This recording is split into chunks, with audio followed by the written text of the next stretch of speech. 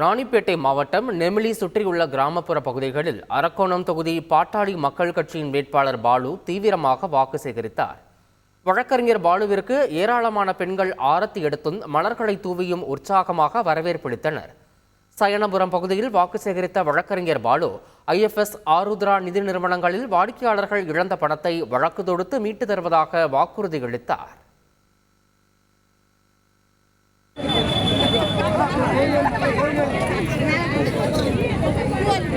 அண்ணன் வெற்றி வேட்பாளர், அண்ணன் வெற்றி வேட்பாளர், அண்ணன் வெற்றி.